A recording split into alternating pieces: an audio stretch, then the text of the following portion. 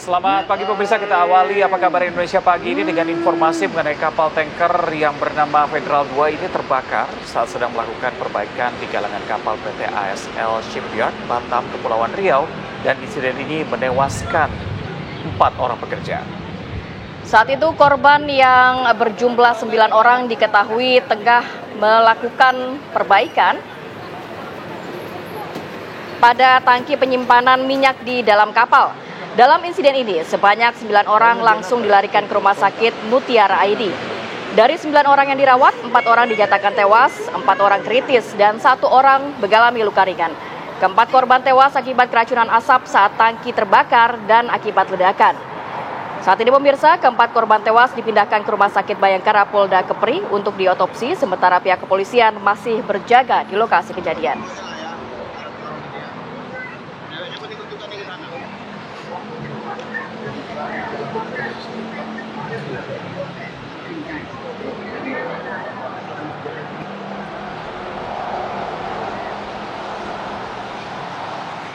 Assalamualaikum warahmatullahi wabarakatuh. Selamat pagi pemirsa. Kembali Selamat lagi. Pagi Rati, Reza. selamat pagi pemirsa. Selamat Sehat? datang kembali. Selamat datang kembali. Alhamdulillah saya sehat. Minum kopi sambil makan bolu meranti. Cakep. Nonton Aki Pagi, ada Kamarati. Udah Sudah lama soalnya kembali ya. nggak tampil di layar saya. Itu dia, kangen pasti ya. Pasti dong. Hari ini menarik ya bahasan kita ya. Betul. Selain itu juga kita akan membahas mengenai di Bandung nih ada tumpukan sampah yang akhirnya juga mengganggu warga sekitar. Nah, ini kabarnya juga sudah hampir 3 tahun ya tumpukan sampah ini tidak diangkat. Nggak kebayang baunya kayak gimana begitu. Nah, itu dia. Nanti kita akan bahas lebih lengkap di segmen berikutnya, tapi kita hadirkan dulu informasi yang lainnya ya, saya. Ya. Ini hanya karena lupa mengunci pintu kandang anjing majikan. Seorang asisten rumah tangga, tepatnya di Batam, Kepulauan Riau, dianiaya hingga babak belur. Sang majikan juga memaksa korban memakan kotoran hewan tersebut. Ini yang Anda lihat pemirsa kondisi Intan saat dijemput oleh keluarganya dari rumah Roslina sang majikan. Sekujur tubuhnya penuh dengan luka lebam. Setelah viral, Satreskrim Polresta Barelang ini menangkap 2 pelaku, sang majikan Roslina dan Merlin, serta pembantu lainnya. Dari pemeriksaan, tersangka Rosalina ini menganiaya Intan hanya karena masalah sepele, korban lupa menutup pintu kandang anjing. Seketika tersangka emosi dan memukul korban dengan raket nyamuk. Tersangka Roslina selain memaksa korban untuk memakan kotoran hewan juga menyuruh Merlin ART lainnya untuk ikut menganiaya korban.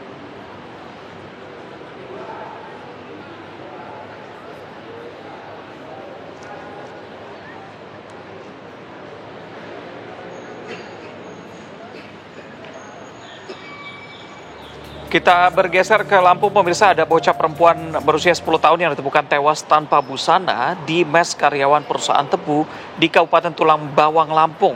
Korban ini diduga diperkosa dan dibunuh. Warga desa Gedung Meneng, Kecamatan Gedung Meneng, Kabupaten Tulang Bawang, Lampung dikejutkan dengan penemuan jasad seorang bocah perempuan berusia 10 tahun pada Minggu malam 22 Juni 2025. Korban bernama RMZ ditemukan tak bernyawa di salah satu kamar mes karyawan PT Indo Lampung Perkasa, tepatnya di kilometer 37 wilayah perusahaan. Sebelumnya pemirsa, korban dilaporkan hilang oleh pihak keluarga pada Minggu pagi sekitar pukul 9 waktu Indonesia Barat. Namun pencarian ini berujung tragis ketika korban ditemukan dalam kondisi yang sangat memprihatinkan dengan sejumlah luka di tubuh serta busa di mulut. Selain itu terdapat beberapa luka di tubuhnya dan ada luka yang mengeluarkan darah di sekitar bagian sensitif tubuh korban. Di lokasi, polisi turut mengamankan beberapa barang bukti termasuk pakaian korban. Dan untuk memastikan penyebab kematian secara medis, jasad korban telah dievakuasi ke Rumah Sakit Bayangkara Polda Lampung untuk dilakukan otopsi.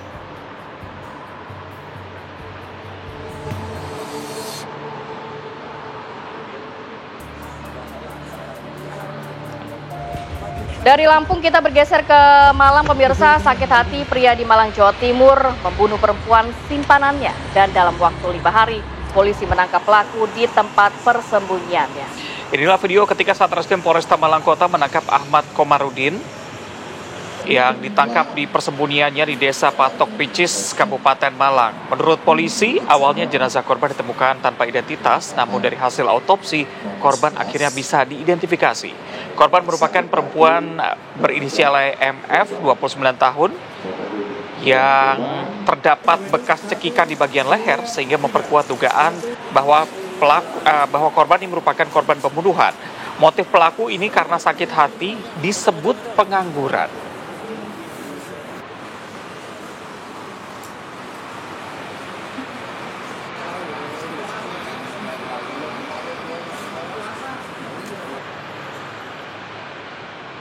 Kabar berikutnya pemirsa, ini ada satu unit mobil warna kuning yang terjun bebas ke atap rumah warga di Balikpapan, Kalimantan Timur pada Selasa kemarin.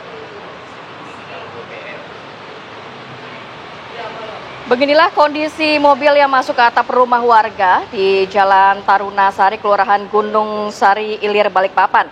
Warga mengatakan mobil yang berisi 3 orang wanita itu hendak keluar dari area parkir gereja, namun tiba-tiba hilang kendali dan langsung menabrak pagar, kemudian masuk ke atas atap rumah warga yang berlokasi tepat di bawah gereja. Sementara pemilik rumah mengaku terkejut saat mendengar ada benturan keras itu. Dirinya langsung melihat kondisi seluruh penumpang. Sesaat setelah kejadian, penumpang langsung dievakuasi oleh warga ke rumah sakit terdekat.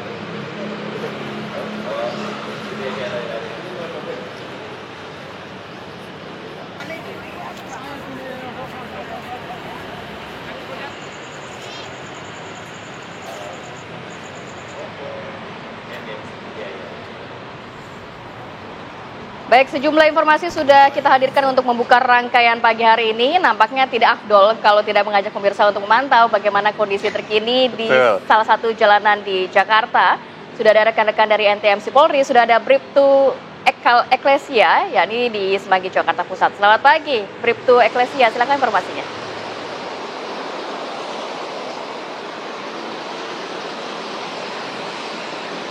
Baik, terima kasih Rati dan Reza. Selamat pagi pemirsa, bersama kami dari NTMC Korlantas Polri akan menginformasikan situasi arus lalu lintas langsung dari kawasan Simpang Semanggi, Jakarta Selatan. Dapat kita lihat bersama situasi arus lalu lintas di jam berangkat perkantoran pada pagi hari ini tampak cukup ramai dan terus kondusif, lancar dari berbagai arahnya, yakni dari arah Cawang yang akan menuju ke arah Selipi Tomang maupun Grogol. Pada pagi hari ini tampak cukup ramai dan terus mengalami peningkatan volume arus kendaraan di jam berangkat perkantoran pada pagi hari ini. Kami mengimbau kepada seluruh pengendara untuk selalu menjaga batas maksimal kecepatan kendaraan Anda dan selalu menjaga jarak aman kendaraan Anda dengan kendaraan lainnya. Begitu pula di jalur tol dalam kota dari arah Cawang yang akan menuju ke arah Grogol dan juga Senayan juga tampak dalam keadaan ramai dan cukup lancar dengan kecepatan kendaraan dapat ditempuh berkisar 30 sampai dengan 40 km per jam. Kami menghimbau kepada seluruh pengguna jalan tol pastikan selalu mengisi e-tol Anda dalam keadaan cukup agar tidak terjadi antrian kendaraan yang cukup berarti jelang gerbang tol. Dan selanjutnya dari arah Cawang yang akan berbelok ke kiri menuju Kuningan juga dalam keadaan kondusif lancar pada pagi hari ini. Dan juga di bawah flyover dari arah Bundaran HI ataupun Bundaran Senayan yang akan menuju ke arah Blok M juga tampak cukup kondusif lancar. Dan peningkatan volume kendaraan di jam berangkat perkantoran juga tentunya sudah berada petugas kami yang akan membantu kelancaran arus lalu lintas pada pagi hari ini. Dan pemirsa, selama periode bulan Juni ini kami terus mensosialisasikan kebijakan terkait resiko dan penertiban kendaraan overdimension dan overloading. Kendaraan overdimension dan overloading ini menjadi salah satu penyumbang kecelakaan yang terjadi di jalan raya. Untuk itu kami Korlantas Polri mengingatkan kepada seluruh pengendara, pemilik dan juga pengusaha angkutan barang mulailah menertibkan kendaraan yang melakukan overdimension maupun overloading karena sangat beresiko dan menghambat kelancaran arus lalu lintas serta keselamatan pengguna jalan lainnya. Untuk itu kami menghimbau kepada seluruh pengendara pastikan selalu mematuhi rambu lalu lintas serta marka jalan yang berlaku dan tidak lupa untuk selalu mengikuti arahan dan petunjuk petugas kami di lapangan. Bagi Anda pemirsa yang mendapatkan informasi situasi arus lalu lintas selengkapnya, dapat menghubungi call center kami di 1500669 ataupun melalui SMS center di 9119. Selamat beraktivitas, hati-hati di jalan dan salam presisi. Demikian Bribtu Eklesia melaporkan, kembali kepada Rati dan juga Reza. Silakan. Pergi ke Malaysia makan nasi. Cakep. Bribtu Eklesia, terima kasih. Luar biasa. Pemirsa, kita jeda terlebih dahulu. Usai jeda kami hadirkan informasi mengenai 11 orang warga negara Indonesia yang dievakuasi dari Iran sudah tiba petang kemarin di tanah air, semuanya dalam keadaan sehat. Kami hadirkan usai jeda, tetap bersama kami.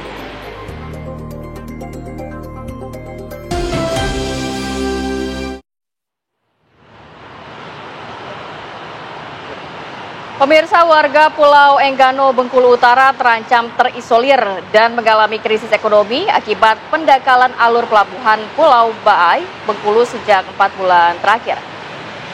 Kapal feri maupun kapal pengangkut logistik dan BBM tidak bisa berlayar keluar dari pelabuhan Pulau Baai. Alur pelabuhan tertutup sedimentasi pasir. Terhambatnya akses transportasi laut mengakibatkan warga kesulitan untuk menjual hasil bumi sehingga mereka terancam krisis keuangan. Bahkan BBM di Enggano stoknya hanya untuk 17 hari. Pelindo Bengkulu telah melakukan upaya untuk pengerukan dan revitalisasi alur pelabuhan Pulau Baai sehingga nantinya kapal bisa kembali menuju dermaga Pulau Enggano.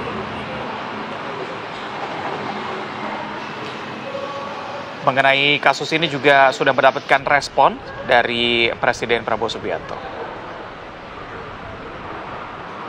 Berharap rakyat Enggano tetap semangat, kita akan terus bantu dan mendorong pembangunan di Enggano. Sekarang ini saya tanda tangan impres untuk mempercepat kelancaran pembangunan di Enggano. Bismillahirrahmanirrahim.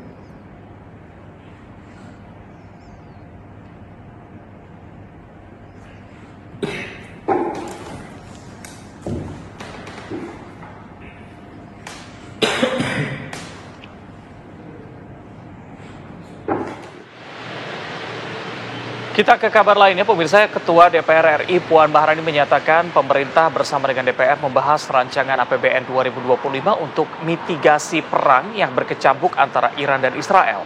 Sementara itu langkah pemulangan WNI dari Iran juga terus dilakukan. Waktu dekat pemerintah akan bersama DPR akan segera membahas terkait dengan rancangan APBN 2026. Pemerintah harus segera memitigasi perkembangan ini, tentu saja terkait dengan kurs rupiah, subsidi BBM, dan hal-hal lain yang terkait dengan perkembangan situasi global.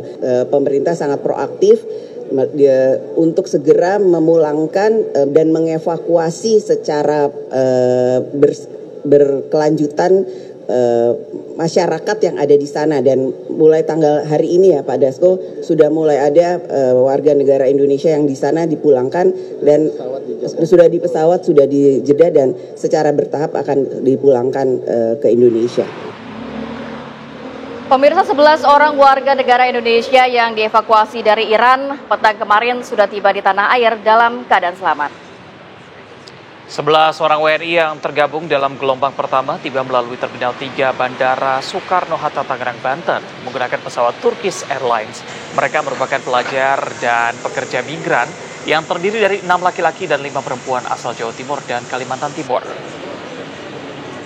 Kementerian Luar Negeri Republik Indonesia memfasilitasi kepulangan WNI ke tanah air mengingat semakin meruncingnya konflik antara Iran dengan Israel dan Amerika Serikat.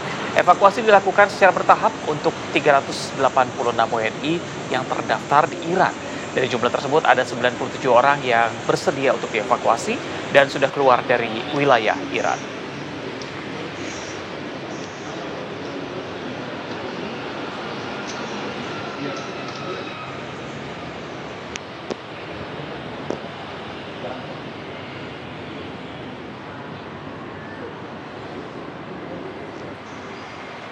Selain itu, pemirsa, kepulangan sejumlah kloter jamaah haji juga terhambat akibat eskalasi situasi di Timur Tengah menyusul perang antara Iran dan Israel.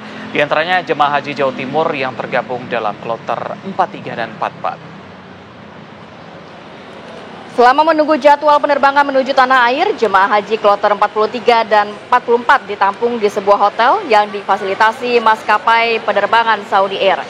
Faktor keamanan menjadi alasan penundaan penerbangan menuju ke tanah air, namun pihak PPIH Surabaya belum menerima detail alasan penundaan.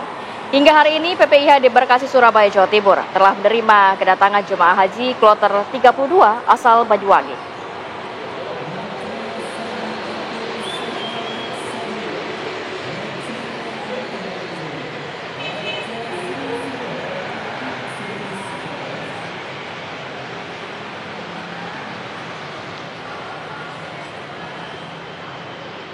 Kita ke informasi selanjutnya, pemirsa. Parlemen Iran sempat mendorong untuk menutup Selat Hormuz yang dijuluki jantung minyak dunia. Jika benar-benar terjadi, sumber energi dan ekonomi dunia akan terguncang karena 1/5 pasokan minyak global melintasi selat ini setiap harinya.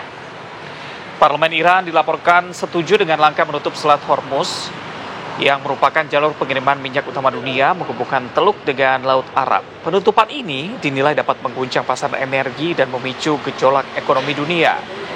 Perundingan masih menunggu persetujuan Dewan Keamanan Nasional tertinggi Iran yang diketahui langsung oleh pemimpin tertinggi Ayatollah Ali Khamenei. Keterangan dan juga ketegangan ini meningkat pasca serangan udara Amerika Serikat ke fasilitas nuklir Iran dan balasan rudal Iran ke pangkalan AS di Qatar. Langkah tersebut dinilai dapat memicu konflik langsung dengan armada kelima Angkatan Laut AS yang berpangkal di Bahrain dan memantau keamanan di Teluk.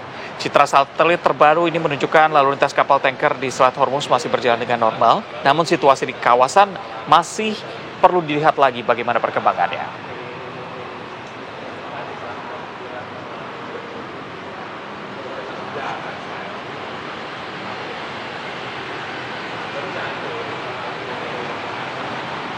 Sementara itu, Gubernur Lembaga Ketahanan Nasional atau Lemhanas Tubagus Aceh Hasan Syazili ini merespons rencana penutupan Selat Hormuz dampak dari konflik Iran dan Israel. Indonesia termasuk salah satu negara yang mendapatkan pasokan energi dari wilayah tersebut. Berikut pernyataannya. Dan sebagaimana kita tahu bahwa Selat Hormuz merupakan salah satu selat, merupakan jalur logistik terutama minyak dunia. Hampir 30% dari minyak dunia itu melalui Selat Hormuz.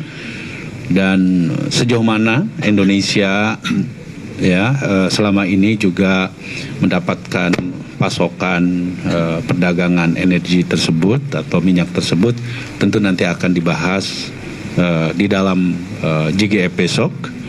Dan yang paling penting sesungguhnya adalah bahwa langkah-langkah antisipatif yang dilakukan dan mitigasi yang dilakukan oleh pemerintah Indonesia karena. Baik, kita akan ajak pemirsa untuk jeda dulu sejenak. Nanti kita akan hadirkan informasi yang viral nih. Za mungkin udah lihat juga di media sosial, di mana ada tumpukan sampah, tepatnya di Pasar Ki Hargelis, Kota Bandung, Jawa Barat, yang menumpuk dan juga menimbulkan bau yang tidak sedap. Iya, lebih parah lagi ini sampahnya tidak diangkut sekitar 2 sampai dengan 3 tahun. Seperti apa kami hadirkan usai jeda. Kepada Bapak Presiden Republik Indonesia, Bapak Prabowo yang terhormat, tolong hukum di negara kita, di Indonesia yang tercinta ini benar-benar diluruskan, bukan diatensi dengan kekuasaan, sehingga tidak lagi memilih mana yang benar dan salah. Saya telah menyelamatkan banyak muka orang Indonesia. ERG.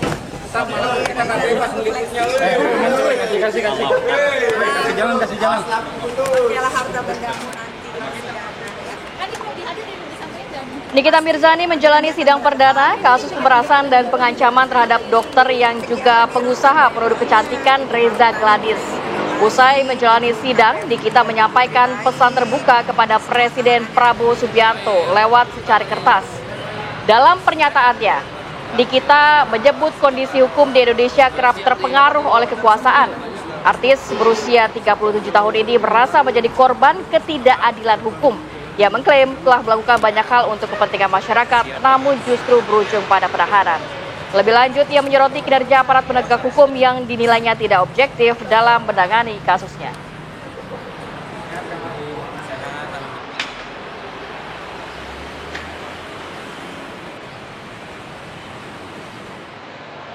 Kita bergeser ke informasi selanjutnya, pemirsa. Dihempas gelombang tinggi, 2 orang wisatawan asal Jawa Tengah terseret arus saat bermain di pantai Watu Kodok Gunung Kidul, Yogyakarta.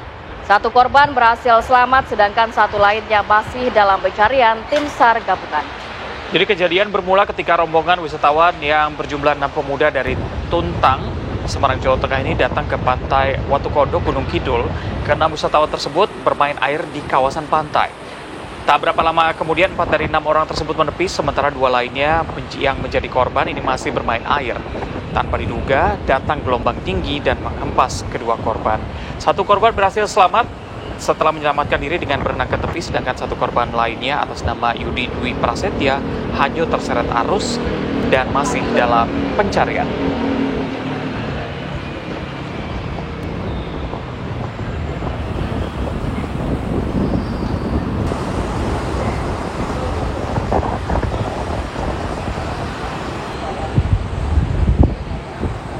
Jadi memang harus aware dengan bagaimana kondisi dan juga ombak di pantai begitu ya? Iya. Kadang-kadang kita juga pengennya hiburan, berwisata, tapi jangan sampai itu berujung malapetaka begitu ya. Kita ke informasi berikutnya, pemirsa. Ini ada tim SAR yang masih terus berusaha untuk mengevakuasi wisatawan pendaki asal Brasil yang jatuh saat mendaki Gunung Rinjani di Nusa Tenggara Barat. Ya pemirsa, sebelumnya tim SAR gabungan berhasil menemukan wisatawan perempuan berkebangsaan Brazil berinisial JDSP yang dilaporkan jatuh ke Danau Segara Anak di sekitar titik Cemara Nunggal Gunung Rinjani. Korban ditemukan kurang lebih 500 meter bergeser dari titik awal jatuh yang terletak di lokasi medan berupa pasir dan juga batu. Berdasarkan pantauan dari drone, korban dalam kondisi tidak bergerak. Upaya evakuasi korban terkendala medan yang ekstrim dan juga berkabut di sekitar lokasi kejadian. Rencananya Basarnas akan mengirimkan helikopter untuk melakukan evakuasi korban. Ini juga sempat ramai Instagramnya Pak Prabowo ya, penuh dengan masyarakat Brazil yang minta pertolongan warga negara mereka yang menjadi korban di sana.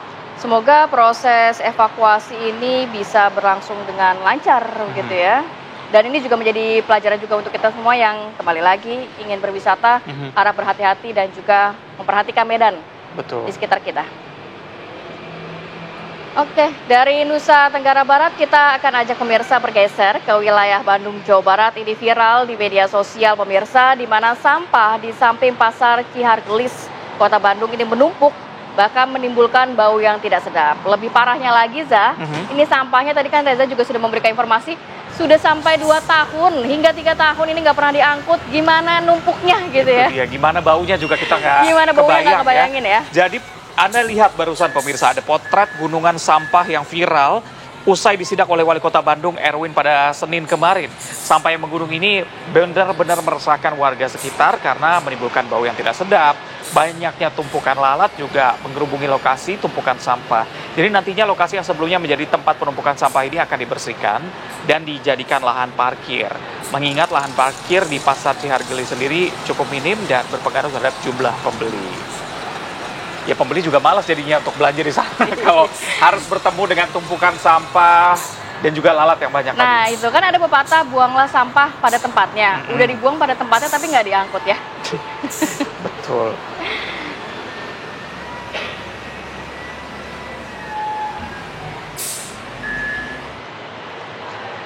Dan untuk tahu bagaimana kondisi terkini di sana, sudah ada rekan Cepi Kurnia. Selamat pagi Cepi, mungkin di awal Anda bisa gambarkan dulu kepada kita seberapa parah aromanya dan bagaimana kondisi terkini di sana. Apakah memang proses pengangkutannya sudah selesai, Cepi? Ya, Reza dan Rati, sahabat tujuan, pagi ini saya sedang berada di belakang pasar Cihargelis Kota Bandung. Memang pasar ini beberapa hari kemarin disidak Wakil Wali Kota Bandung Erwin mengingat tengah viral tumpukan sampah yang berada di sekitar pasar Cihargelis Kota Bandung ini.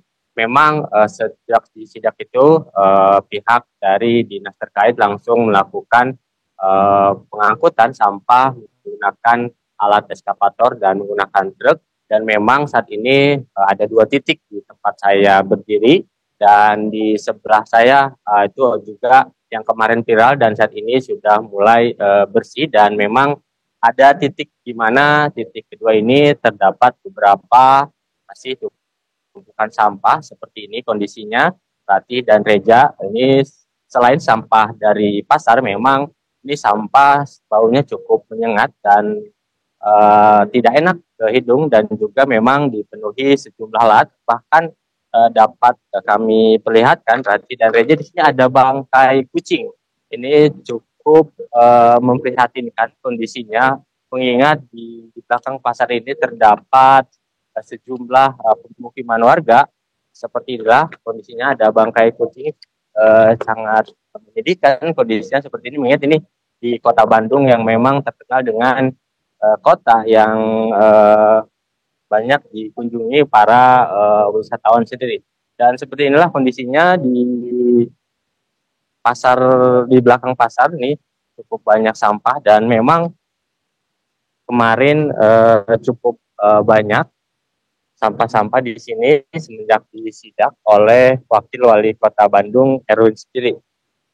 Ini selain sampah yang cukup menggunung, inilah kondisinya seperti tidak nyaman dilihatnya, dan memang warga sekitar sendiri memang membuang sampahnya ke area sini selain dari pasar sendiri. Dan memang sejauh ini titik kedua, yang sebelumnya kemarin memang di sebelah samping ada juga tumpukan sampah yang saat ini memang sudah mulai terlihat bersih. Dan menurut Wakil Wali Kota Bandung sendiri, ini tumpukan sampah sejak disidak kemarin itu menurut dari pedagang pasar sekitar 2 tahun memang belum diangkut, sehingga baunya cukup sedap dan memang sudah cukup membusuk sampah-sampah tersebut. Inilah sampah-sampah yang memang tertumpuk dan saat ini belum diangkut.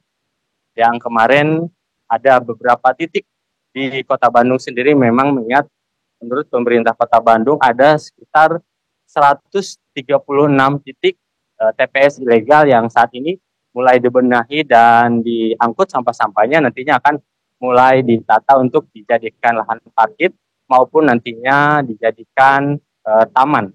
Sementara untuk warga sendiri atau pedagang pasar dihimbau agar membuang sampah tidak pada tempatnya, dan memang ini kondisinya di Kota Bandung sendiri sejak beberapa bulan kemarin pemerintah Kota Bandung terus menggencarkan agar masyarakat bisa mengelola sampah secara mandiri, mengingat ritase dari pemerintah Kota Bandung ke TPS Sari Mukti sendiri itu dibatasi, yang awalnya 170 rit per hari, namun sampai saat ini dikurangi menjadi 140 rit per hari, mengingat TPA Sari Mukti sendiri itu mengalami overload, sehingga di beberapa daerah di Bandung Raya khususnya itu ritasinya dikurangi. Jadi memang untuk pemerintah Kota Bandung sendiri tengah menggencarkan dengan melakukan pengelolaan sampah secara mandiri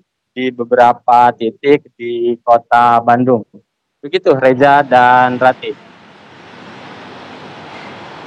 Baik, terima kasih Cepi Kurnia melaporkan langsung dari Bandung, Jawa Barat, dari Pasar Cihargelis gitu ya. Tadi dikatakan akan dirubah menjadi lahan parkir, jadi taman, mungkin juga bisa menjadi pembangkit listrik tenaga sampah kan, karena cukup banyak tumpukan sampahnya.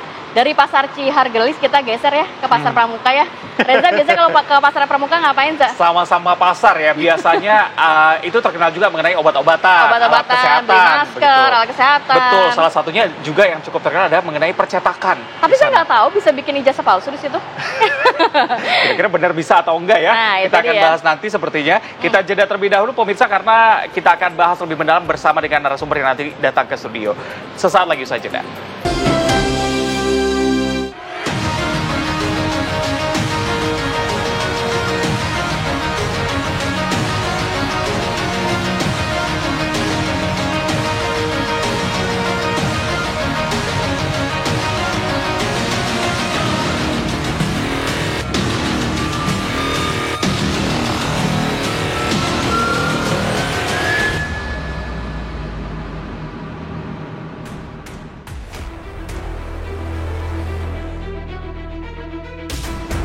Nama Pasar Pramuka mendadak ramai dibicarakan publik buntut pernyataan politikus senior PDIP Beator Suryadi soal sejarah ijazah Presiden RI ke-7 Joko Widodo.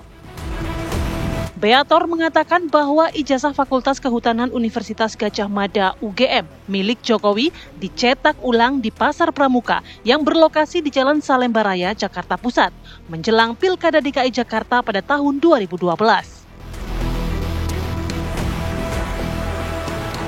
Beator menjelaskan pembuatan dokumen itu dirancang dalam pertemuan antara tim inti Jokowi dari Solo dan kader PDIP DKI Jakarta di kawasan Cikini.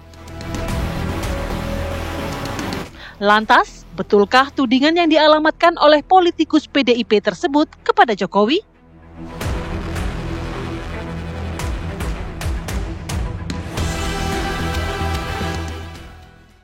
Sudah saya investigasi lah, sehingga ketemu ujungnya. Nah, hari ini ada informasi baru dari Mas Roy Suryo bahwa ada seorang profesor namanya Pak Paiman Raharjo, pemilik daripada satu di antara kios, kemungkinan dia yang mencetak ijazah tersebut karena dia adalah ketua relawan sedulur Jokowi. Itu yang info terakhir. Mas Roy Suryo memberi informasi bahwa ada ketua relawan Jokowi, dulur Jokowi, yang memiliki kios di situ, yang melakukan bisnis di situ. Nah, jadi kemungkinan dia yang ikut terlibat dalam pencetakannya. Karena dari situ terus dia menjadi wamen, dia menjadi apa segala macam, tuh urusan lain lah. Tapi ada bukti yang akan kita kejar, bagaimana profesor ini terlibat dalam pencetakan itu. Kapan dia ketemu Widodo? Saya pikir lebih baik kita mengejar si Paimannya, karena Paiman ini seorang profesor.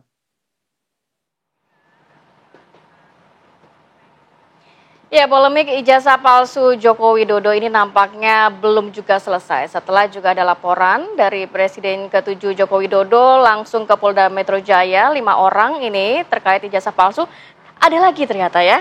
Baru-baru ini tadi kita sudah mendengarkan statement ya dari politisi senior PDIP, Biter, mengatakan bahwa ternyata setelah diselidiki ini pencetakan ijazah palsu Jokowi ada di Pasar Pramuka Jakarta. Nah, sebutannya bahkan Universitas Pasar Pramuka, UPP begitu. UPP, ada lagi ya. Biarkan para narasumber yang akan mengulik lebih dalam. Pagi hari ini kita sudah kehadiran 3 orang narasumber. Dari paling ujung sudah ada Mas Adi Praitno, analis politik UIN Jakarta. Assalamualaikum, selamat pagi Mas Adi. Waalaikumsalam, selamat pagi Rati. Sehat, selamat ya? pagi semuanya. Alhamdulillah. Kemudian juga ada Mas Ahmad Hozinudin. Ya. Selamat pagi, koordinator tim advokasi anti kriminalisasi dan juga akademisi dan juga aktivis. Selamat pagi. Kemudian juga sudah bersama kami pagi hari ini, ya ini sudah ada Mas Andi Azwan, Waketum Jokowi Mania. Selamat pagi. Selamat pagi pemirsa TV One. Sehat-sehat selalu. Semangat. Saya langsung mau ke Mas Azwan aja deh. Ini melihat kan baru lagi nih ternyata kita baru tahu ternyata setelah diselidiki oleh tim dari politisi senior PDIP tadi dikatakan Biter, ini percetakannya ada di Pasar Pramuka. Kemudian yang pemilik percetakannya adalah Wamendes zaman Pak Jokowi. Oke, saya ceritakan dulu Pak Prof Paiman ya. Beliau ini tahun 97 menurut cerita beliau ya, 97 itu memang mempunyai kios percetakan di situ sampai tahun 2002. Sampai 2002, ya. Oke. Kenapa dia punya di sana itu? Disitulah dia membiayai kuliahnya. Ya. Setelah tahun 2002 dia diangkat sebagai kepala prodi ya di bagian administrasi negara di Universitas Mustafa Beragama, berhenti. 2002 ya. Tapi rentang waktu itu belum menjadi relawan sedulur Jokowi dong. Nah, 2012 baru. Belum ada. Jadi 2012 sedulur Jokowi itu muncul. Jadi begini, karena saya di situ adalah juga yang terjun langsung ya sebagai tim kampanye pada Pilkada DKI Jakarta itu ya. Memang kita ada yang di bagian partai ya, yaitu Gerindra dan PDP.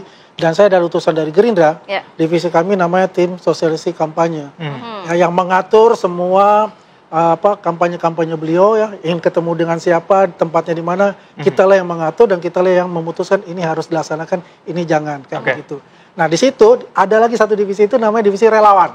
Inilah relawan politik pertama yang ada di Indonesia ya. Ke tahun berapa itu? Itu 2012. Ya. Waktu itu ada di tempatnya di Jalan Ki Mangun Sarkoro, kemudian kita pindahkan bergabung bersama itu di Jalan Borobudur nomor 22. Kalau Better bilang Menteng 22, itu saya pertanyakan, namanya udah salah. Oke. Ya kan? Artinya kan, karena kami tidak pernah bertemu dengan dia. Ya, Komunikasi udah dijalin belum, Bang? Dengan siapa? Dengan Better. Setelah ramai ini. Kalau dia kan menyatakan nggak ada komunikasi sama itu. Kan kalau dia menyatakan bahwa dia senior PDP, senior dari politikus PDP, ya sah-sah saja karena dia berteman dengan orang PDP semua, saya tahu. Karena saya dari Gerindra saya nggak kenal. Tapi apa yang disebutkan nama-nama di sana oleh beliau itu adalah saya kenal baik. Gitu. Terakhir yang disatakan Pak Widodo itu adalah menghilang sejak 2017. Baru kemarin saya makan siang bareng di Solo. Ya kan? Lucu buat saya gitu. Teman-teman juga pasti ketawa semua. Tapi mungkin juga politisi senior PDIP ini Bang Better juga punya bukti yang cukup kuat, tidak mungkin langsung berucap di publik karena melihat dia juga mendalami dari sisi internal teman-teman dari PDIP yang juga pastinya mendampingi dari Wali Kota Solo, Gubernur Jakarta, Presiden 2 kali begitu Pak Jokowi. Saya bisa jelaskan dulu, kalau kita bicara Better ini kan selalu pakai asumsinya itu mengenai Dr. Andes. Kalau kita buka dari Pilwalkot KPU di Solo, itu insinyur haji ya? Iya, ada dua nih. Insinyur dulu, baru yang keduanya kan 2 periode nih. Dengan pasangan sama, ya, dengan efek Rudi. Ini insinyur. Berikut juga pamfletnya, stikernya, apa semuanya tuh pakai insinyur gitu. Ini kan lembaga yang terpercaya untuk itu gitu. Ya kalau dia lihat bahwa itu ada dokter, kemungkinan dia melihat dari media online. Bang, yang cukup menarik adalah dikatakan formulir pendaftaran dan segala macam itu belum ditemukan sampai sekarang di Solo katanya. Nah itu kan harus ditemukan lah oleh KPU, kan itu tugasnya mereka kan begitu kan. Ya kan? Kan itu ada lembaga yang terpercaya untuk saat ini untuk penyelenggaraan pemilu gitu. Kalau dia bilang hilang ya ada something wrong. Dan itu tanggung jawab mereka gitu. Kak, saya mau ke Mas Adi. Ada something wrong nggak sih Mas? Ini udah lama loh bergulirnya. Ya, problemnya masing-masing pihak mengklaim punya validasi terkait dengan temuan yang mereka punya. Bagi pendukung Pak Jokowi tentu menggunakan argumen-argumen setiap proses politik yang sudah ada. Mulai dari Solo, Jakarta, dan Presiden 2 periode. Termasuk misalnya statement dari pihak UGM yang memang secara eksplanatif sudah disampaikan secara terbuka. Tapi kan pihak-pihak dari kawan-kawan non-Jokowi, TPA ini kan tidak menganggap bahwa itu semuanya tidak benar. Makanya mereka itu memiliki kebenaran-kebenaran yang menurut mereka jauh lebih sahih dibandingkan dengan apa yang dimiliki oleh para pendukung Pak Jokowi. Jadi publik yang tidak melakukan investigasi langsung dengan apa yang terjadi hari ini sebenarnya yang mana sebenarnya lebih valid dan lebih betul ya untuk dipercaya sebagai sebuah fakta realitas yang sesungguhnya. Karena lembaga-lembaga yang selama ini memang secara institusional ini adalah lembaga publik, UGM itu bukan lembaga publik. Jadi segala sesuatu yang terkait dengan UGM rasa-rasanya agak sulit untuk disebut tidak valid. Ataupun misalnya pihak kepolisian mengumumkan secara terbuka bahwa ini sudah ada penyelidikan terkait dengan kasus ijazah. Tapi kan kita tidak bisa menutup mata karena pada saat yang bersamaan kawan-kawan yang ada di non yang kemudian memberikan pembuktian-pembuktian yang katanya ada bukti baru soal pramuka dan seterusnya, ini belakangan juga berhembus kencang. Yang paling repot itu adalah kira-kira siapa yang paling otoritatif untuk menjelaskan ini semua, yang paling sahih dan paling valid. Karena di antara dua kubu ini berada di iman politiknya masing-masing, sama-sama kokoh dan sama-sama solid. Ayo mau apa? Semua sudah speak up, semua orang sudah mengatakan dengan bukti-bukti yang kemudian menurut kita per hari ini ya sama-sama ilmiah dan sama-sama objektif. Jadi rakyat yang melihat dari jauh, ini siapa nih yang mau dipercaya? Tapi memang orang selama ini selalu menggunakan bahwa proses-proses politik yang diikuti Pak Jokowi dari Solo sampai Presiden itu adalah proses formal normatif yang selalu dijadikan sebagai rujukan. Tapi kan bagi pendukung non yang selama ini mencari fakta-fakta di luar Pak Jokowi, itu semua diragukan. Semua itu perlu diaudit, semua itu mesti dibuktikan audit forensik yang katanya mengarah kepada sesuatu yang tidak benar. Terakhir kan Pak itu yang repot sebenarnya. Bilang ya, jangan-jangan sampai nanti sertifikat rumah saya juga dipertanyakan begitu ya. Saya ke Bang Ahmad, ini informasinya katanya saja atau memang punya bukti yang akan bisa mengunci bahwa beneran dicetak di Pasar Pramuka nih? Baik, bismillahirrahmanirrahim. Saya awali dari kronologis fase kasus ijazah palsu. Ini kan sebenarnya ini masuk ke fase ketiga. Jadi fase pertama itu penelusuran keabsahan ijazah itu melalui jurnalisme yang sifatnya mandiri oleh Bambang Trimulyono. Kemudian hasil penelusuran itu dituangkan dalam buku yang berjudul Jokowi Undercover dengan subtema lelaki berijazah palsu. ujung dari karya tulis saudara Bambang Trimulyono itu justru diganjar 6 tahun penjara. Dan dalam prosesnya saya juga menjadi salah satu tim penasihat hukum di Pengadilan Negeri Surakarta. Justru sepanjang sidang selama 6 bulan itulah ya, itu tidak pernah dihadirkan ijazah asli. Dan itulah yang kemudian membuat masyarakat masih punya keyakinan ini ada masalah begitu. Kami merasa ternyata tidak selesai dengan vonis itu karena metode untuk meyakinkan publik bahwa sebuah dokumen asli itu justru dengan metode yang keliru, yakni memenjarakan orang, sehingga orang hanya bisa dibungkam tapi tidak bisa mengubah keyakinan kalau dengan cara itu. Lalu fase kedua adalah fase ilmiah oleh seorang ahli digital forensik, yakni respon. Kita terbatas bisa langsung ke intinya saja pertanyaan saya tadi, Bang. Baik, kalau ke respon itu adalah fase yang kedua ya. Dan sekarang hari ini kita sudah masuk ke fase ketiga. Justru masyarakat tahu ada modus operandinya, yakni ini produk UPP tadi yang disebut. Bang, belum sempat dijawab, benar apa enggak? Punya buktinya untuk bukti bahwa sudah dicetak di UPP dulu? Nah, ini kan sebenarnya bukan bukti yang berasal dari klien kami ya. Tentu kami juga akan verifikasi dan validasi. Dan karena itu saya setuju hari ini perlu otoritas untuk menegaskan mana sih yang benar. Dan kalau kita bicara otoritas, karena ini sudah masuk sengketa hukum, maka yang punya otoritas satu-satunya adalah lembaga peradilan, hakim. Kenapa kami kemarin menolak hasil ya dari Barreskrim Mabes Polri? Karena Barreskrim itu bukan lembaga pengadilan, itu juga sepihak, kita juga tidak dilibatkan. Justru hari ini saya makin relevan mengajak untuk Barreskrim, ayo dong buka kembali penyelidikan, karena fakta-fakta baru ini tidak bisa diabaikan, ini akan menjadi liar.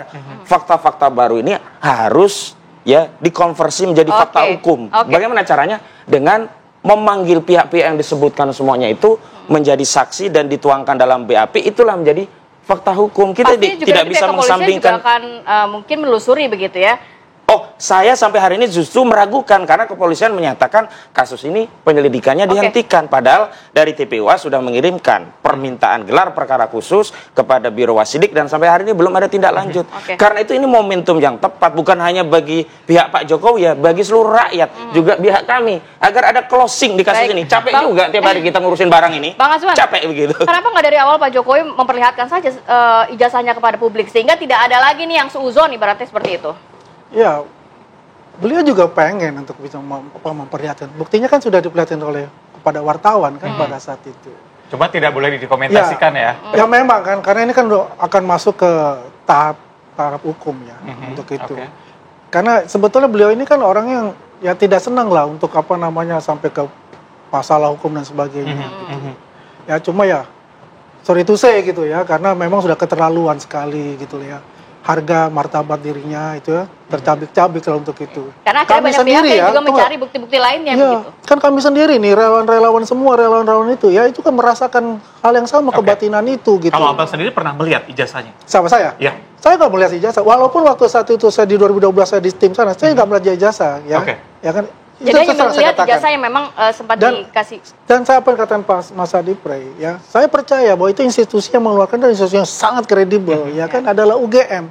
Kan kuncinya sebetulnya dari situ secara mudah gitu. Ya, kalau UGM mengatakan itu adalah itu asli ya kita harus mengikuti itu karena memang itu institusi yang sangat kredibel karena dia mengeluarkan itu gitu. Betul. Bang Ahmad, ini yang cukup menarik adalah tadi Bentor mengeluarkan diksi yang digunakan adalah dicetak ulang. Begitu. Tanggapan Anda gimana? Justru dia tidak menyebut ini palsu, tapi dicetak ulang. Justru itu yang harus diverifikasi secara hukum agar informasi ini tidak menjadi liar. Itu satu. Yang kedua, memang problem kita itu pada otoritas itu hari ini ada semacam penurunan kepercayaan dengan berbagai kasus yang ada sehingga dalam kasus yang lain saja bisa terjadi, apalagi di kasus ini problem dari otoritas yang mensahihkan. Misalkan Barreskrim begitu. Yang kedua, memang ketika otoritas politik melakukan verifikasi terhadap proses misalkan pendaftaran saat di KPUD sehingga KPU itu publik juga tahu, paham. Kita juga paham bahwa proses politik itu verifikasinya hanya sifatnya administratif dan formil, tidak ke material. Jadi bisa saja barang itu lolos walaupun bermasalah. Kan Bupati Simalungun juga pernah dipersoalkan. Sudah 2 periode tapi begitu naik menjadi pilgub itu ketahuan dan kemudian tidak dilanjutkan. Terlepas apakah itu bisa dibuktikan atau tidak, tapi itu kan ketahuannya di pilgub. Saya kira hari ini memang kesempatan kita semua, juga kesempatan Pak Jokowi untuk membuktikan secara hukum. Dan karena kasus ini belum dibuktikan secara hukum, saya juga menyesalkan, menyayangkan Polda ngapain buru-buru menyatakan ada tindak pidana dugaannya pencemaran dan fitnah. Ada pencemaran dan fitnah kan harus ada kepastian dulu apakah barang ini asli atau tidak. Jangan kemudian orang sudah dituduh fitnah, sudah dituduh untuk melakukan pencemaran, sementara barang ini belum dibuktikan secara hukum. Karena itu dalam statement resmi kami dari tim advokasi Pak Roy Suryo dan kawan-kawan, kami menegaskan penyelidikan ini tidak bisa dilanjutkan sebelum ada kepastian barang ini asli atau tidak. Dan barang ini asli atau tidak, ijazah ini ya harus bisa ya dikeluarkan oleh otoritas yang berwenang. Karena hari ini barang ini jadi sengketa hukum, maka otoritas yang berwenang itu bukan penyidik, bukan penuntut umum, bukan juga lawyer, tapi pengadilan. Dan putusan pengadilan itu harus inkrah, baru lari ke proses yang disebut dengan pencemaran. Nah, ini yang saya sayangkan, karena kami juga sudah menyatakan, misalkan lewat Bang Medi Juniarto, sebenarnya ada Perma loh, nomor 1 tahun 1956, kalau ada sengketa keperdataan terkait satu hak keperdataan dalam ini, hak terhadap ijazah apakah haknya Pak Jokowi atau tidak, ini harus diselesaikan dulu, jangan lari ke pidana. Poinnya sudah kita tangkap, nanti kita akan mendengar dari Mas Adi dan juga Bang Aswan seperti apa, tapi tahan dulu sejenak, kita akan kembali saat lagi tetap bersama kami. Oke, kita lanjutkan kembali perbincangan. Saya mau ke Mas Adi. Mas Adi, ini Anda melihatnya ada manuver politik untuk membingkai ulang mungkin image-nya Jokowi di publik, atau ada tekanan politik sebenarnya? Enggak, tentu publik sampai hari ini kan bertanya-tanya apa yang sebenarnya membuat berbagai pihak mencoba mempertanyakan soal ijazah ini ya. Saya kira lulusan UGM banyak lah kan kira-kira begitu. Nah, yang kedua secara prinsip mungkin ini adalah akumulasi dari berbagai politik belakangan ini yang terjadi ya. Mungkin masih ada pihak yang tidak happy dan tidak nyaman, dan mungkin juga sewot dengan kebijakan-kebijakan dan manuver politik Pak Jokowi ya sepanjang 10 tahun itu kan saya kira akumulasi. Jadi ketika ada momentum semacam ini, ketika Pak Jokowi tak lagi jadi presiden, gitu ya? Mereka ini kemudian mengkristal dan mengonsolidasi kira-kira apa celah yang kemudian bisa diolah sebagai upaya serangan balik lah kira-kira begitu. Tapi yang ketiga menurut saya sepertinya memang ada upaya-upaya untuk merusak kredibilitas Jokowi sebagai mantan presiden. Artinya mungkin dengan apa yang ditampilkan per hari ini yang mempertanyakan soal ijazah itu ingin ditunjukkan bahwa ya ini adalah presiden yang sampai hari ini ada kekisruhan dengan ijazahnya. Jadi reputasi, kredibilitas Pak Jokowi itu sepertinya memang ingin dalam tanda kutip ya ingin ditunjukkan kepada publik, tidak seperti yang dibayangkan sebelumnya. Saya menduga jangan-jangan ini ada kaitannya dengan 2029 loh.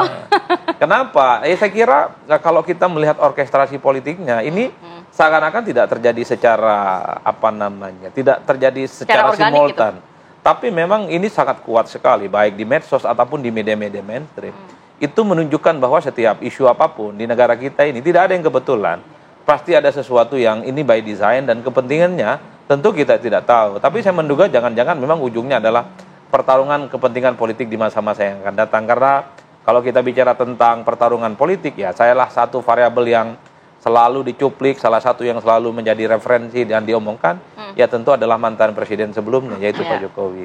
Jadi itulah yang saya kira, karena apapun judulnya, terkait dengan ijazah ini kan tidak mengubah apapun sebenarnya. Tidak akan mengubah apapun, tidak akan mengubah mantan presiden 2 kali, mantan gubernur, wali kota, termasuk kebijakan-kebijakan apapun yang dibuat. Tapi itu nggak penting, yang penting itu adalah bagaimana pembuktian bahwa persoalan ijazah itu seperti yang kawan-kawan saat ini sedang ingin tunjukkan balik. Tidak seperti yang dibayangkan orang. Itulah yang saya sebut sebagai politik yang mungkin semua orang tidak akan bisa menangkap ini dengan indah. Nah, per hari ini ya jujurli saja. Semua orang kan bertanya-tanya, ini pada akhirnya siapa yang harus dipercaya dalam konteks ini. Oleh karena itu, kalau kita belajar tentang teori komunikasi politik, salah benar itu nantilah ujung. Yang paling penting bikin kegaduhan dan kekisruhan dulu. Jadi publik itu diminta untuk bikin kesimpulan masing-masing.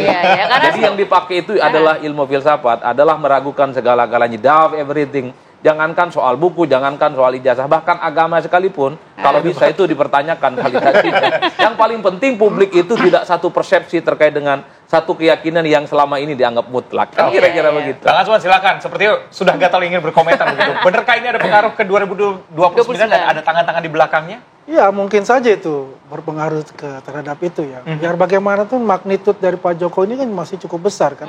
Yang terakhir berapa persen itu Pak Burhanuddin Muhtadi? 70% lebih kan masih kesukaan kepada Pak Jokowi itu. Yang jelas begini, Pak Jokowi ini membantu penuh yang full speed untuk pemerintahan Pak Prabowo dan Mas Gibran untuk mewujudkan cita itu. Yang jelas kegaduhan-kegaduhan yang timbul ini memang harus segera diselesaikan, ya secepat mungkin gitu. Mungkin dengan nunjukin ijazahnya bisa selesai. Enggak, jangan sampai gini. Ini banyak penumpang gelap dan pansos ya, ya termasuk Betor itu ya kan, apalagi menyeret-nyeret nama PDIP gitu loh.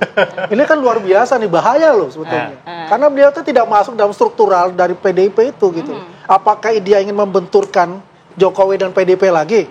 Ya kan, mengambil celah-celah kesempatan di situ. Ya kan bisa saja terjadi gitu loh. Apalagi dia mengatakan bahwasanya majority, dia bilang kan, bupati, gubernur, wali kota dari PDIP itu semuanya nyetak di Pasar Pramuka. Ya, pertanyaan saya, Universitas Pasar Pramuka itu Jokowi atau yang tadi? Kan begitu pertanyaan besar kan itu.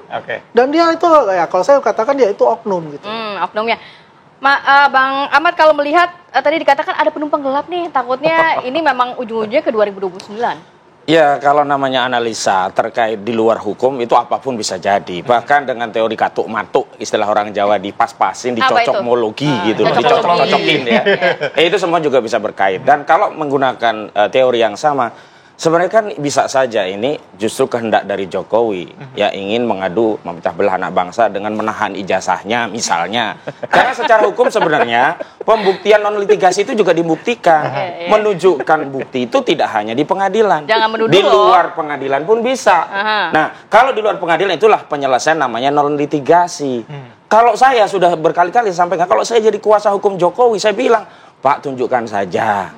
Perkara Bapak nanti juga dibuktikan, itu hal yang lain. Ini kan untuk menjungkir balikkan penuduh, Pak, biar mereka tahu kalian pembohong, misalnya demikian. Tapi begitu komunikasi yang ditempuh adalah dengan mengkip ijazah itu, publik justru tambah berpunya keyakinan, oh, jangan-jangan barang itu bermasalah. Kalau tidak bermasalah, ngapain sih nggak boleh difoto? Dan yang menarik adalah yang ingin diyakinkan itu bukan hanya 11 media yang kemudian bisa ngintip, nggak boleh difoto begitu. Siapa? Tapi publik hari ini, karena persoalan ini kan sudah menjadi domain publik. Kenapa? Karena ijazah ini pernah digunakan untuk sampai pada jabatan publik. Bang Ahmad, itu juga tadi kata Mas Adi nggak merubah juga Pak Jokowi, tetap 2 periode, tetap menjadi gubernur Jakarta. Nah, inilah yang dikaitkan motif politik, keliru. Karena motif hukum itu tidak terkait itu. Pasal 263 sampai hari ini tidak pernah dianulir. Pemalsuan dokumen itu kejahatan. Apakah kita mau membiarkan kejahatan merajalela dengan menyatakan, oh, nggak ada konsekuensinya ini dengan jabatan sudah berlalu? Enggak. Berarti tujuan dari Anda apa dong, Bang? Loh, kalau tujuan dari Roy Suryo dan kawan ingin menegakkan hukum, ini ada dugaan tindak pidana, dugaan kejahatan, sudah ada bukti-bukti. Berarti sampai ke pengadilan. Pidana, keinginan dari pihak Anda sampai. Loh, ini kan sejak awal sudah pidana semua. Ada 2 pidana yang berjalan di Barreskrim. Laporan TPUA terkait dugaan pemalsuan dokumen ijazah Jokowi. Di Polda, laporan terkait dugaan adanya pencemaran dan fitnah. Nah, makanya harus dibuktikan dulu barangnya asli atau tidak gitu loh. Katanya? Ya, itu kan versinya saudara kita. Iya. Tugas dia makanya kan dugaannya harus dibuktikan. Tugas beliau kan sebagai lawyer ya, memang harus membela klien ya, apapun itu ya, dengan konsep-konsep beliau sebutkan tadi. Ya, di pihak kami ya, bahwasanya sudah berjalan di pengadilan gitu kan. Ya, mungkin mediasi sudah tidak ada ya kan. Ya, kita tinggal mengikuti aja alur yang sudah ada. Bagaimana ya, dipercepatlah dari Polda Metro Jaya ya. Sampai mana ini? Kalau ini masuk ke tahap penyidikan ya monggo. Kalau diberhentikan ya monggo gitu kan. Kan ada alasan-alasan yang disebutkan di situ tadi. Yang jelas kan sepengetahuan saya ini masih mengumpulkan barang bukti dan saksi-saksi. Hampir lebih 30 saksi yang sudah di ini kan. Jadi kan ini memang benar-benar fokus dan benar-benar serius gitu. Apalagi kan dari Polres itu kan ditarik lagi kan ke Polda. Jadi intinya adalah udahlah kita sabar-sabar aja, jangan sampai ada penumpang gelap lagi nanti yang bikin acak catuk matuk gitu ya.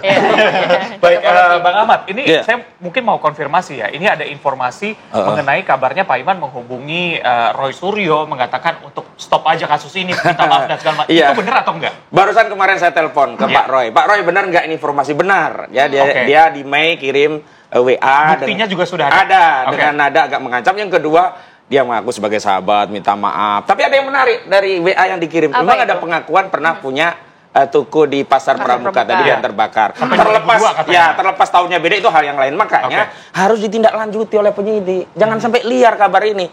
Kalau ini tidak ditindaklanjuti, kita itu seperti stateless, nggak ada negara. Loh, kemana negara? Kemana aparat penegak hukum? Kenapa ini dibiarkan liar? Kenapa yang satu statement demikian, yang begini, ada informasi nama-nama, terutama Dani Widodo. Nah, katanya kan ada nih orangnya. Panggil, periksa. Dani Iskandar dan Widodo. Lah ya, nih lebih lengkap nih, Dani Iskandar dan Widodo. Periksa, panggil.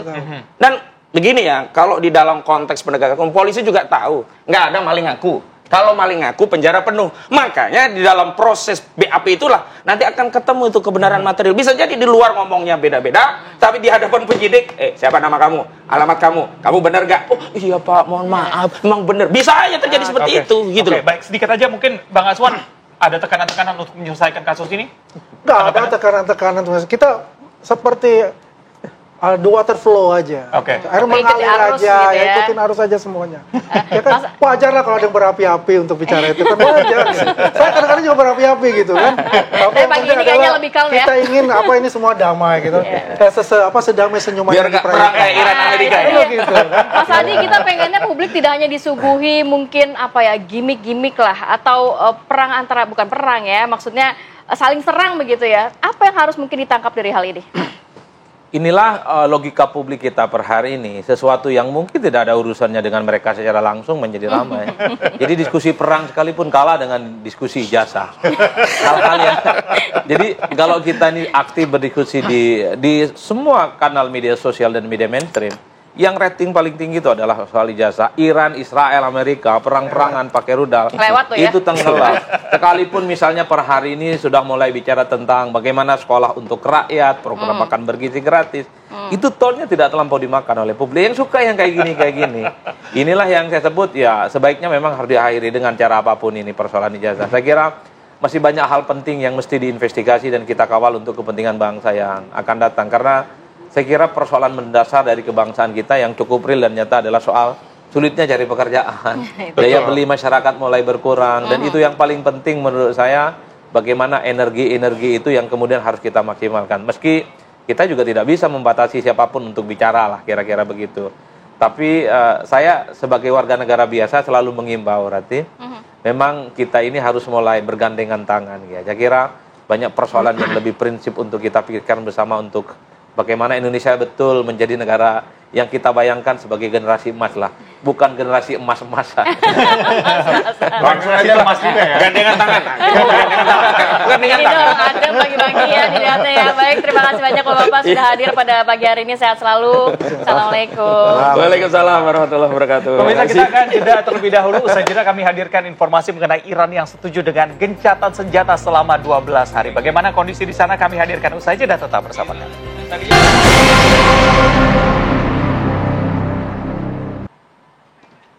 Ya, kalau kita bahas mengenai gencatan senjata, sebenarnya publik juga sedikit membahas nih, apakah ini akan berlangsung lama atau tidak begitu. Ada istilah mengenai gencatan senjata yang belum permanen sepertinya, apalagi melibatkan Israel begitu ya. Kita akan bahas bersama dengan M. Syahroni, pengamat hubungan internasional UI yang sudah hadir di studio. Selamat pagi, Assalamualaikum Bang Syahroni. Waalaikumsalam, selamat pagi. Sehat ya Mas ya? Mas Reza, Mbak Rati. Sehat, Alhamdulillah. Alhamdulillah sehat. Bang, kalau kita ngomongin soal gencatan senjata yang dilakukan oleh Trump kemarin dan akhirnya sudah disetujui 12 hari tanpa serangan begitu ya. Ini kira-kira akan bertahan berapa lama, Bang?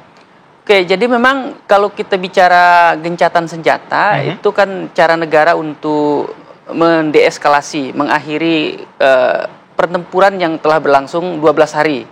Jadi ketika Trump menyatakan ceasefire berarti secara ofisial itu adalah perang 12 hari.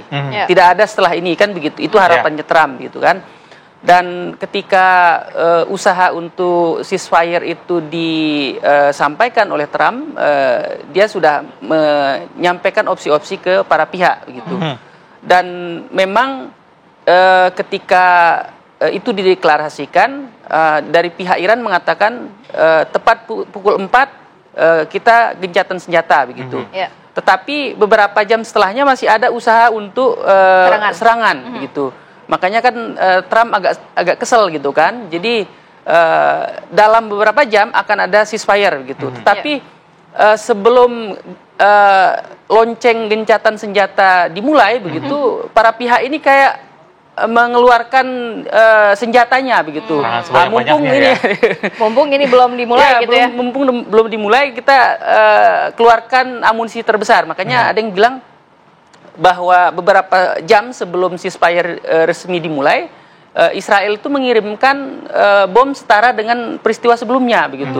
Artinya dia mengerahkan segenap kemampuan untuk menyerang sebelum ceasefire dimulai. Begitu. Nah, Bang Roni, kalau kita melihat terakhir serangan mungkin yang dilakukan oleh Iran ke military base dari Amerika Serikat di Qatar begitu ya, itu agak sedikit janggal karena pertama di 13 rudal yang diserang, tapi 14 rudal yang diserang, tapi 13-nya ini berhasil dicegat.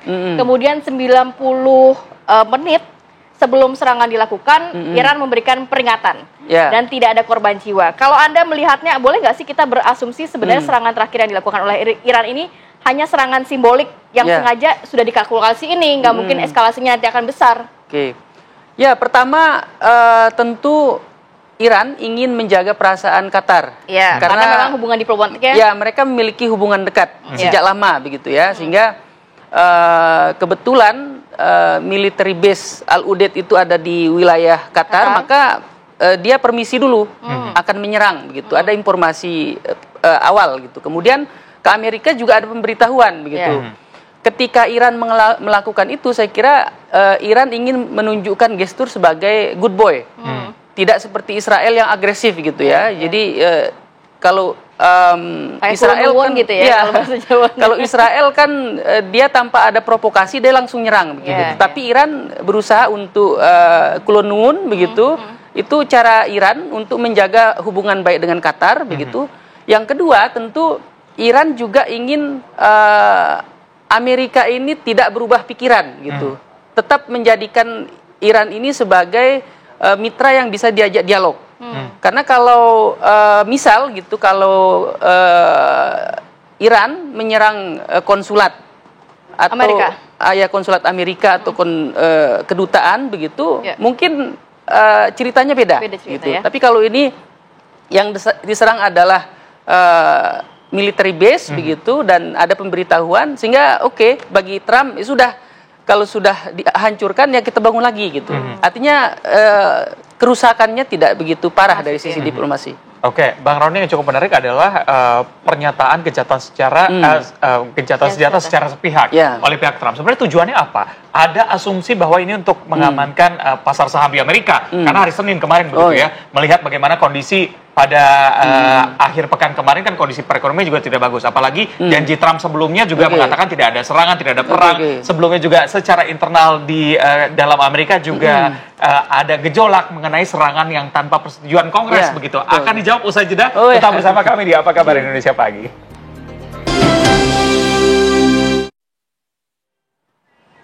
Kembali di Apa Kabar Indonesia Pagi, pemirsa, sudah bergabung juga bersama kami ada Ana Nurdin, pengamat politik Timur Tengah. Tapi sebelumnya saya mau melanjutkan dulu pertanyaan ke Bang Roni. Bang Roni, jadi apa tujuan dari Trump secara sepihak tuh mengatakan bahwa ada gencatan senjata? Apakah ada pengaruhnya juga dengan kondisi ekonomi, begitu? Dan mungkin meredam tekanan global juga kepada Amerika Serikat. Jadi yang pertama Trump merasa misinya telah berhasil. Jadi intensi Amerika terlibat adalah ingin memastikan nuklir Iran itu bisa diamputasi, gitu ya. Jadi ketika misi itu selesai ya sudah, urusan sudah selesai. Nah kemudian selanjutnya saya kira Trump juga tidak ingin berlama-lama dalam konflik ini, gitu. Karena dari sisi Trump dia selalu kalkulasinya untung rugi. Ada hubungannya sama penutupan Selat Hormuz juga? Betul. Karena ketika Iran memutuskan untuk memblokade Hormuz, ternyata suplai minyak global itu terganggu. Maka China juga saya kira merasa memiliki concern terhadap itu, sehingga Trump mengatakan mulai hari ini ceasefire berlaku dan suplai untuk minyak nanti akan ke Cina. Nanti Cina juga akan membeli kita. Artinya Trump itu selalu pakai kalkulasi itu. Nah kemudian pada sisi domestik, Trump juga berhadapan dengan situasi di mana Demokrat tidak setuju dengan serangan itu. Kemudian approval rate Trump menjadi 40% turun begitu. Kemudian ini tidak ada mandat dari PBB.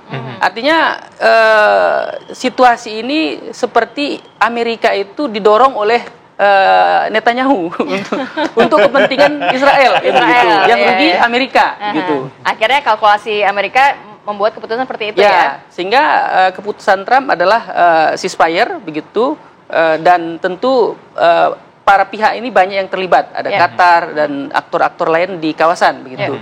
Walaupun setelah Trump menyampaikan gencatan senjata, masih ada usaha untuk saling tembak-menembak, gitu kan? Makanya sebelum terbang ke pertemuan NATO, Trump mengatakan saya kecewa dengan kedua belah Iran, pihak ya. Saya kecewa dengan Israel, dan lebih-lebih saya sangat kecewa dengan Israel, kata Trump seperti itu, gitu ya. Jadi Trump itu seperti mangkel ke bahasa Jawa itu ya, bahwa waduh ini dua orang susah dilerai gitu ya. Mas Anan, kalau melihat saat ini apakah memang setelah Trump menyatakan bahwa ceasefire sejak tanggal 24 Juni tapi ternyata masih ada hujan serangan antara kedua belah pihak ini, berarti hanya apa? Hanya simbolik aja atau memang sebenarnya upaya itu memang akan dilakukan Amerika Serikat? Ya itu sebenarnya ceasefire yang sepihak, yang diumumkan sepihak oleh pihak dari Trump gitu. Dan saya pikir ceasefire itu yang diumumkan sepihak itu karena kalau menurut saya selain tadi dikatakan Mas Ferry adalah bahwa ada kesalahan kalkulasi yang fatal dari pihak Amerika Serikat terhadap apa yang diperlihatkan oleh Iran. Bahwa sebelumnya mungkin baik Amerika ataupun Israel dalam hal ini sama-sama ingin menghentikan dalam ini disebut dengan program nuklir Iran. Tetapi mereka tidak melihat kekuatan militer Iran yang sesungguhnya. Sehingga ketika misalnya Israel dengan Amerika melakukan serangan gitu, ternyata Iran masih bisa melakukan counter attack, serangan balik kepada Israel yang sangat mematikan. Nah setelah serangan, bahkan setelah serangan 3 situs nuklir itu dihancurkan, ini yang menjadi masalah adalah ternyata Iran masih bisa melakukan serangan balik.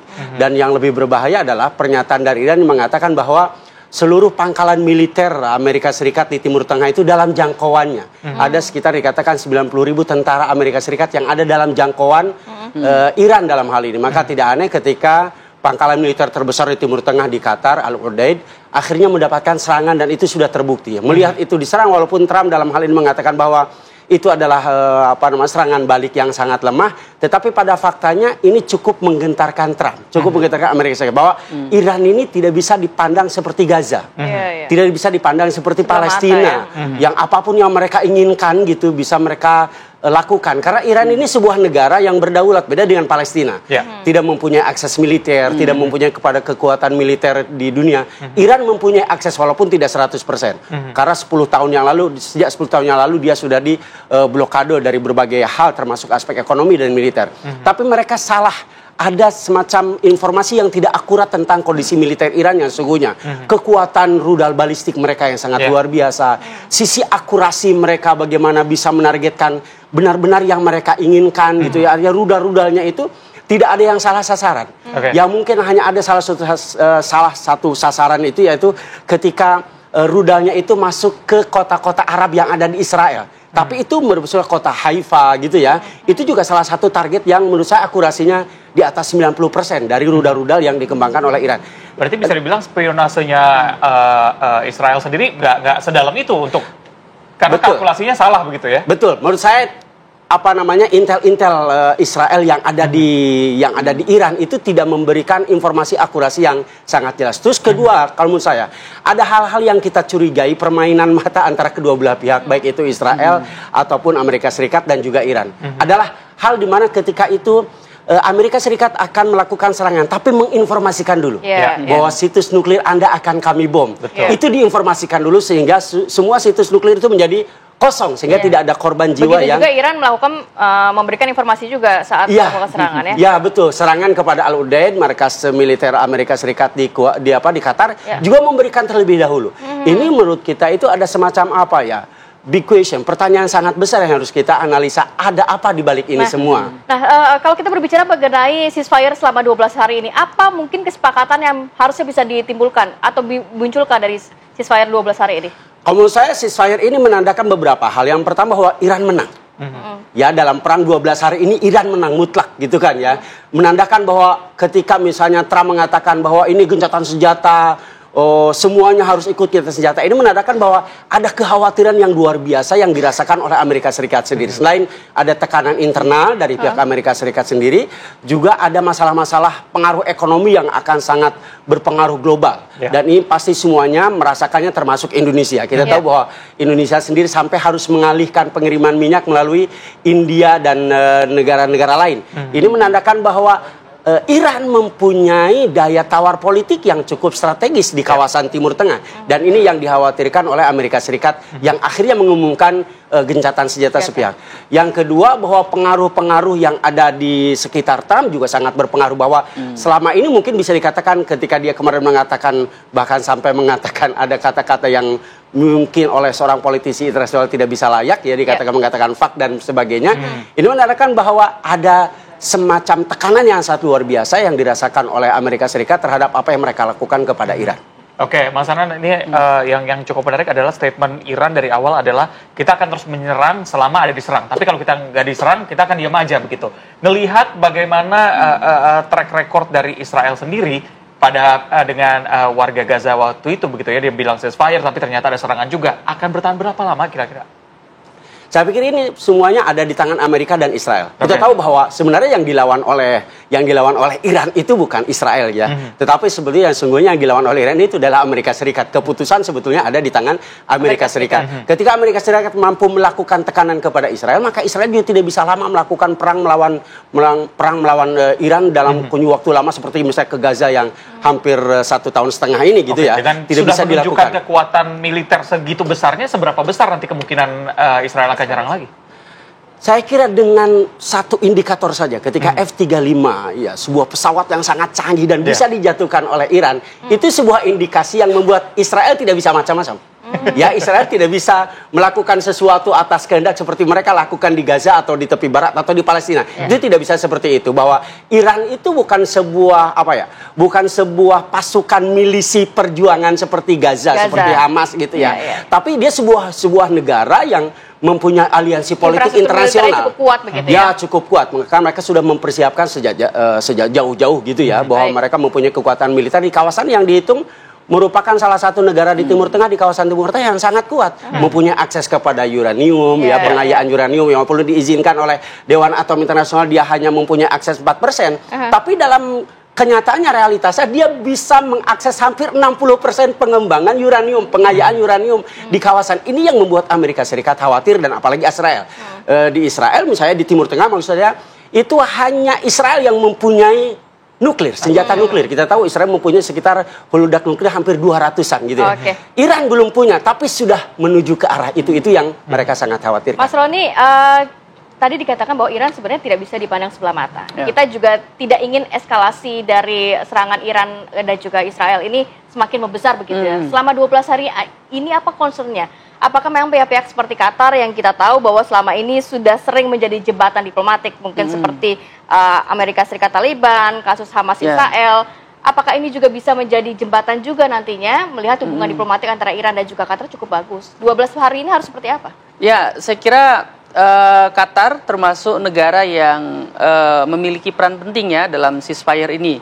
Pertama, walaupun dia agak kecewa dengan Iran, serangan itu terjadi di wilayah mereka. Maka secara ofisial dia mengirimkan surat keberatan ke DKPBB dan Sekjen PBB. Tapi itu saya kira bentuk menjaga marwah, bahwa walaupun kami diserang, ya kami punya mekanisme. Namun lebih dari itu, gitu, yang perlu kita garis bawahi adalah bahwa hubungan antara Iran dengan Qatar ini adalah hubungan strategis. Ada masa di mana dulu Qatar dikucilkan oleh negara-negara Teluk begitu. Dulu Al Jazeera itu dilarang diputar di Saudi. Qatar dilarang, Qatar Airways gitu ya, dilarang terbang ke Saudi dan negara-negara Teluk begitu. Karena negara Teluk mengindikasikan bahwa Qatar ini terlalu dekat dengan Iran. Jadi artinya apa yang bisa dilakukan? Relasinya itu lama, dan saya bisa menyimpulkan bahwa Qatar ingin memastikan bahwa dia kekuatan regional yang bisa mengendalikan begitu. Dia bisa punya akses ke Hamas, dia punya akses ke Iran. Gitu, dan dia juga punya akses ke Trump gitu. Artinya posisi yang demikian diperlukan gitu, dan tentu keberadaan aktor di kawasan seperti Qatar ini dibutuhkan untuk menciptakan stabilitas kawasan. Itu yang saya lihat dari Qatar. Okay. Baik, Mas Hanan, mungkin singkat saja, seberapa optimis kita melihat ini akan reda begitu ya? Apakah ini justru tadi Bang Roni bilang ini hanya shaky ceasefire begitu yang bisa goncang kapan aja? Ya betul, ini apa namanya ceasefire yang sangat rapuh, mungkin bisa kita katakan seperti itu karena tadi berbagai kepentingan, terutama saya lihat sih kepentingan dari Israel itu sendiri. Benjamin Netanyahu kita tahu sekarang sedang menghadapi untuk ke kampanye dini dan pemilu dini dan itu biasanya digunakan. Artinya kepentingan politik itu akan mendorong kepada tindakan militer. Biasanya kalau di Israel seperti itu. Ketika Benjamin Netanyahu ingin naik kembali dan terlepas dari tuntutan-tuntutan pengadilan, tuduhan korupsi, tuduhan kriminal sebelumnya, maka dia akan menaikkan popularitas dia itu dengan menyerang negara di kawasan. Dan ini akan membuat popularitas dia akan naik. Ya, elektabilitas dia akan naik. Dan itu sudah terbukti dari beberapa pemilu. Serangan ke Gaza. Polanya seperti itu ya? Kepentingan politiknya seperti itu. Indikator dari beberapa tahun sebelumnya, setiap kampanye itu Israel, penguasa Israel pasti menggunakan militer sebagai salah satu meningkatkan elektabilitas dia di kawasan di Israel sendiri. Sehingga nanti dia akan kembali berkuasa. Karena Benjamin Netanyahu kalau dia tidak kembali berkuasa maka pasti dia akan diadili. Ini yang tidak diinginkan. Akhirnya maka Iran menjadi sangat seksi di mata Benjamin Netanyahu untuk digunakan menaikkan popularitasnya. Kita akan nantikan akan seperti apa ya serangan antara Israel dan Iran, apakah eskalasinya akan menurun atau seperti apa. Nah, tapi saya mau mengucapkan terima kasih kepada Mas Roni dan juga Mas Anan sudah hadir pada pagi hari ini. Sehat selalu. Assalamualaikum. Waalaikumsalam. Pemirsa, kita akan jeda terlebih dahulu. Usai jeda informasi mengenai sebuah insiden yang menegangkan terjadi saat seorang anak bermain layangan tiba-tiba terbawa terbang ke udara karena masih memegang benangnya. Seperti apa kejadiannya? Kita akan hadirkan usai jeda. Tetap bersama kami.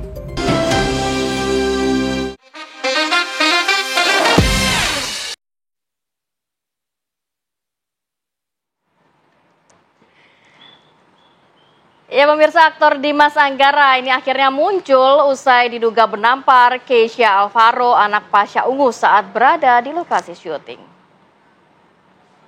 24 Juni 2025 saya sudah bertemu dengan Keisha Alvaro di Screenplay. Saya telah memaafkan dan mohon maaf kepada Keisha dan juga keluarganya atas tindakan yang terjadi pada kami berdua. Dan alhamdulillah Keisha dan keluarga sudah menerima permohonan maaf dari saya. Dan ya semoga tidak terjadi lagi di depannya dan banyak pelajaran yang sedih. Bang, sebelum juga masih juga udah salahin, maaf lagi juga maafin. Semoga kita dapat dari sini lebih baik lagi, lebih semangat lagi, dan ya kita menjadi adik yang baik. Terima kasih.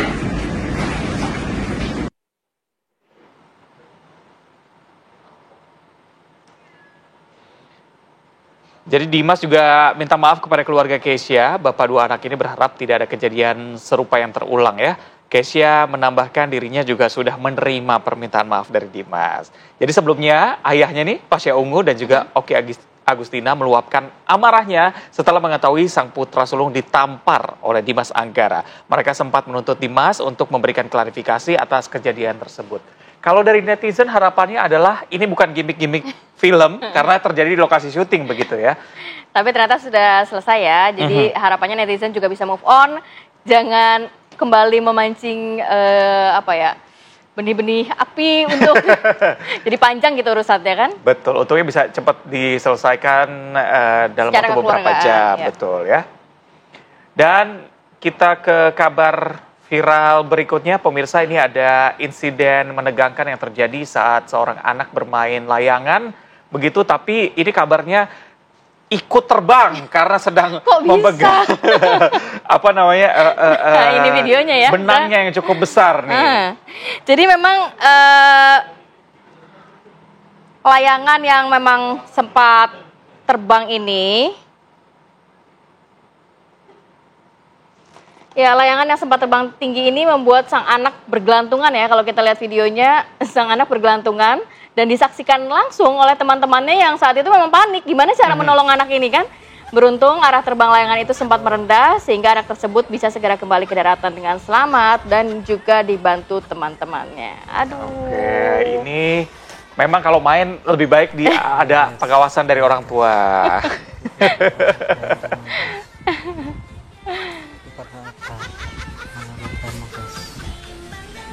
Lihat guys.